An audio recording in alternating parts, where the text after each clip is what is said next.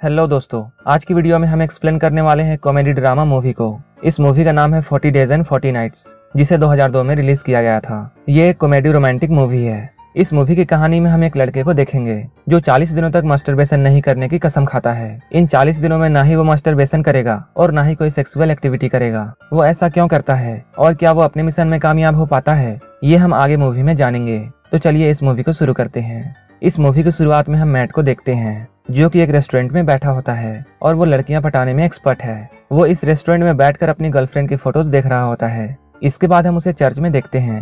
वो अपने भाई से मिलने के लिए जाता है। उसका भाई चर्च में पादरी बनने की प्रैक्टिस कर रहा है। वो अपने भाई को ये बताता है कि उसकी गर्लफ्रेंड के साथ उसका ब्रेकअप हो गया है और अब वो उसे भूलना चाहता है। उसे भूलने के लिए वो बहुत सारी लड़कियों के साथ इंटीमेट होता है, लेकिन जब भी वो किसी के साथ इंटीमेट हो रहा होता है उस वक्त उसे सीलिंग में क्रैक्स दिखाई देते हैं, जिसकी वजह से वो डर जाता है और किसी भी लड़की को वो खुश नहीं कर पाता है। मैट की बातें काफी अजीब होती है, इसलिए उसका भाई उसकी कोई भी मदद नहीं कर पाता है। इसके बाद मैट अपने दोस्त रैन से मिलने के लिए जाता है। ये दोनों शाम में बार में जाने का प्लानिंग करते हैं। इसके बाद शाम में ये दोनों बार में पहुंच जाते हैं, जहां मैट एक लड़की से बातें करता है और उसे अपना दीवाना बना लेता है। इसके बाद वो उस लड़की को अपने घर ले जाकर इंटीमेट होने लगता है, लेकिन तभी उसे फिर से सीलिंग में क्रैक्स नजर आने लगते हैं। क्रैक्स देखकर वो बहुत डर जाता है और वो वहां से जल्दी से भाग जाता है। इसके बाद हम मैट को उसके ऑफिस जाते हुए देखते हैं। मैट एक वेब डिजाइनर है। जब वो अपने ऑफिस के कैंटीन में जाता है तब उसे ये बात पता चलती है कि उसकी एक्स गर्लफ्रेंड की एंगेजमेंट हो गई है। ये सुनकर उसे बहुत बुरा लगता है।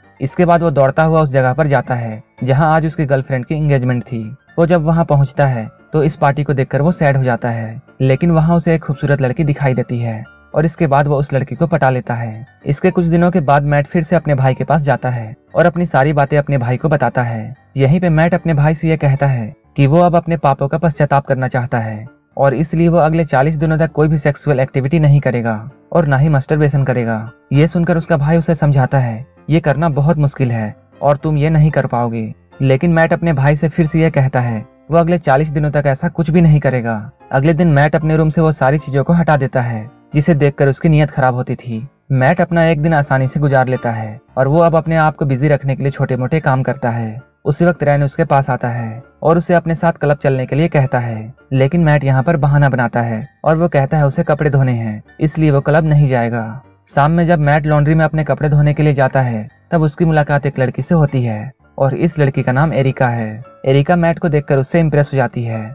और वो मैट से बातें करने की कोशिश करती है, लेकिन मैट अपने वादे के मुताबिक उसमें कोई भी इंटरेस्ट नहीं दिखाता है और वो गूंगा होने का बहाना करता है, क्योंकि अगर वो एरिका से बातें करना शुरू कर देता तब इन लोगों की कहानी बहुत आगे तक चली जाती। एरिका मैट से कहती है तुमसे फिर मुलाकात होगी और ये कहकर वो वहां से चली जाती है। अब एक हफ्ता गुजर चुका है और मैट अपने आप को एक हफ्ते तक कंट्रोल करके रखे हुए है। वो अब अपने काम पर ज्यादा ध्यान देता है।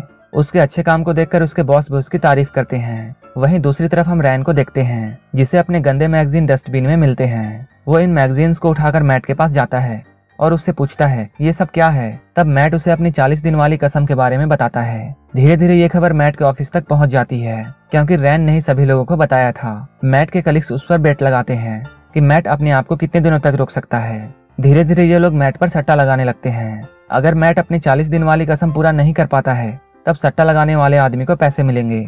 मैट के कुछ दोस्त इस चैलेंज को इंटरनेट पर भी डाल देते हैं और अब ये खबर बाहर की दुनिया में फैल चुकी थी।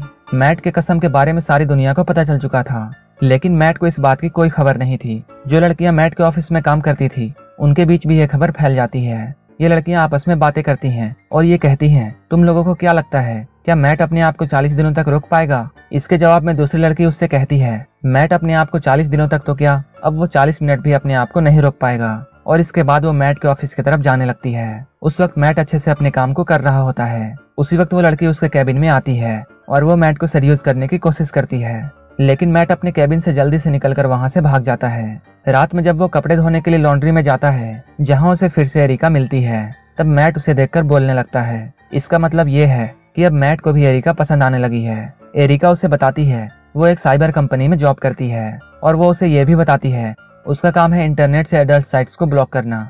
मैट को ये सुनकर थोड़ा अजीब लगता है। इसके बाद हम मैट और रैन को एक साथ देखते हैं, जहां मैट रैन को ये बता रहा होता है कि वो एरिका को पसंद करता है और अब वो एरिका के साथ डेट पर जाने वाला है। इसके बाद मैट और एरिका एक दूसरे से मिलते हैं। ये दोनों एक साथ बहुत खुश थे। ये दोनों एक दूसरे के साथ बहुत मस्ती करते हैं। रात में जब मैट उसे उसके घर में छोड़ने जाता है तब एरिका उसे किस करने वाली होती है, लेकिन मैट जल्दी से वहां से भाग जाता है। अगले दिन जब मैट अपने ऑफिस में जाता है तब कैंटीन का वेटर उसे उसके डेट के बारे में पूछता है। मैट जब वेटर की बातों को सुनता है तो वो बहुत हैरान होता है और वो सोचता है इसे मेरे डेट के बारे में कैसे पता है। वो सोचता है मैंने तो ये बात सिर्फ रैन को बताई थी। तभी वहां पर उसका एक दोस्त क्रिस आता है और वो मैट को उसके बारे में बताता है। वो कहता है तुम्हारी कहानी इंटरनेट में फैल चुकी है और तुम्हारे कसम के बारे में अब सबको पता है। धीरे धीरे एरिका को भी मैट के बारे में पता चल जाता है। इसके बाद एरिका मैट से मिलती है जो कि मैट से काफी नाराज थी। एरिका मैट से इसलिए भी गुस्सा होती है क्योंकि उसका मानना था मैट ने अपने 40 दिन के कसम को पूरा करने के लिए उसका इस्तेमाल किया है।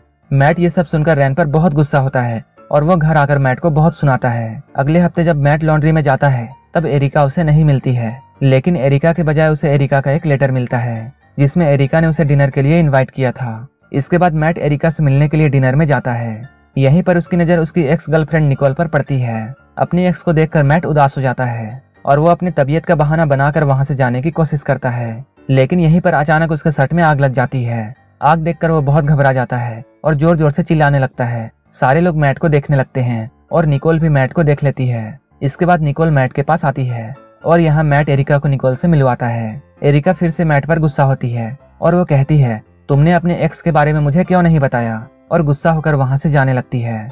अगले दिन ऑफिस में मैट जब अपना काम कर रहा होता है तब उसके कैबिन में 2 लड़कियां आती हैं और वो दोनों मैट को सेड्यूस करने लगती है, लेकिन मैट उन दोनों को देखकर जल्दी से भागने लगता है।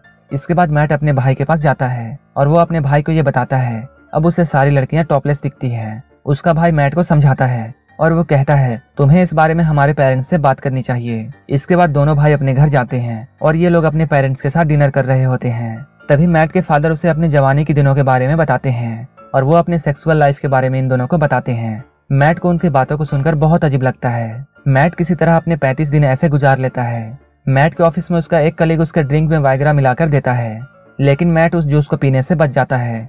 लेकिन इस जूस को मैट का बॉस गलती से पी लेता है। जब बॉस इस जूस को पूरा पीता है तब इस गोली का असर उसमें दिखने लगता है। वहीं दूसरी ओर मैट का कलीग मैट को ढूंढते हुए उसके ऑफिस में आता है। वो ऐसा सोच रहा था कि उसकी गोली वाली ड्रिंक को मैट ने पी ली है। इसके बाद वो मैट के पास आता है और वो उससे कहता है अगर तुमने आज मास्टरबेशन किया तो मैं शर्त जीत जाऊंगा और इनाम में मुझे $18,000 मिलेंगे, जिसे मैं और तुम आधा आधा बांट सकते हैं। उसकी बातों को सुनकर मैट लालच में आ जाता है। इसके बाद मैट एक सेक्सी मैगजीन को उठाता है और टिश्यू पेपर लेकर सीधा बाथरूम में चला जाता है।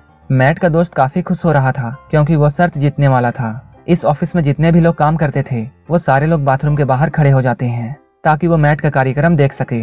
मैट मास्टरबेट करने ही वाला होता है, लेकिन तभी उसे बगल के बाथरूम से किसी और के मास्टरबेट करने की आवाज आती है। जब वो नीचे देखता है तब उसे ये बात पता चलती है कि ये आदमी कोई और नहीं बल्कि उसका बॉस है। उस गोली की वजह से उसका बॉस लगातार 3 बार मास्टरबेट कर चुका है। ये सब देखकर मैट जल्दी से बाथरूम के खिड़की से भाग जाता है। इसके बाद वो एरिका से मिलने के लिए उसके घर जाता है और अपने साथ वो एरिका के लिए फूल भी ले जाता है।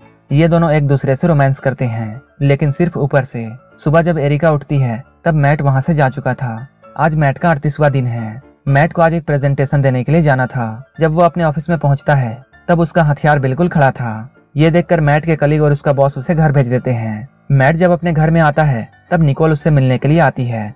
मैट निकोल को जब अपने घर में देखता है तो उसे काफी अजीब लगता है। निकोल यहाँ मैट को बताती है वो अपने फियांसी से ब्रेकअप कर चुकी है और अब वो मैट के साथ रहना चाहती है, लेकिन मैट निकोल को समझाता है और वो कहता है अब वो उसके साथ नहीं रह सकता है। इसके बाद निकोल क्रिस के पास जाती है और वो मैट पर बेट लगाती है। तब क्रिस उसे बताता है जैसे ही मैट के 40 दिन पूरे हो जाएंगे वो एरिका के साथ इंटीमेट होगा। ये सुनकर एरिका को गुस्सा आता है और वो क्रिस से कहती है वो 40 दिन पूरा होने से पहले ही मैट के साथ इंटीमेट होगी। इधर 40वां दिन आ चुका था। अब मैट को बस एक दिन गुजारना है, लेकिन उसका हथियार संभाले नहीं संभल रहा था। वो उसे शांत करने के लिए ठंडा पानी और बर्फ डालता है, लेकिन अब इसका कोई भी असर नहीं होता है।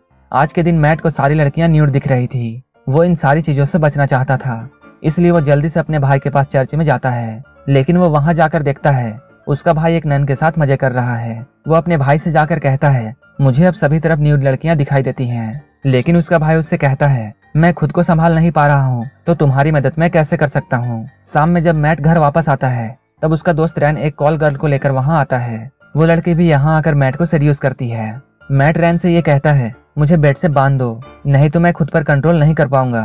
रैन भी अपने दोस्त की बात मान जाता है और वो मैट को उसी तरह बांध देता है जैसा कि मैट ने उसे बांधने के लिए कहा था। इसके बाद रैन अपनी कॉल गर्ल को लेकर वहाँ से चला जाता है। इधर एरिका मैट से मिलने के लिए तैयार हो रही होती है क्योंकि आज मैट के 40 दिन पूरा होने वाला था और जैसे ही 40 दिन पूरा होते एरिका और मैट एक दूसरे से इंटीमेट होते।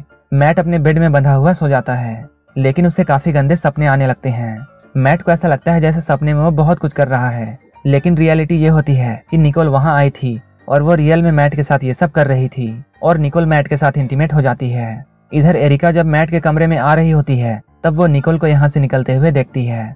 निकोल को देखकर एरिका रोने लगती है और उसे ऐसा लगता है जैसे मैट ने उसे धोखा दिया है। इसके बाद वो फिर से मैट से नाराज होकर वहाँ से चली जाती है। कुछ दिन बाद मैट फिर से एरिका से मिलता है। मैट उसे मनाने की बहुत कोशिश करता है और लास्ट में एरिका मान जाती है। इसके बाद ये दोनों एक साथ बहुत खुश होते हैं। इसके बाद दोनों एक दूसरे को किस करते हैं और एक दूसरे के साथ इंटीमेट होते हैं। जब रूम में एरिका और मैट इंटीमेट हो रहे होते हैं तब मैट के रूम के बाहर उसके सारे दोस्त उसका वेट कर रहे होते हैं। ये लोग आपस में बेट लगाते हैं कि मैट बेडरूम में कितनी देर टिक पाएगा और ये मूवी यहीं पर खत्म हो जाती है। अगर आपको ये मूवी अच्छी लगी हो तो एक लाइक जरूर कर देना और ऐसे ही मूवीज के लिए मेरे चैनल को जरूर सब्सक्राइब कर लेना। तो मिलते हैं हमारे नेक्स्ट वीडियो में।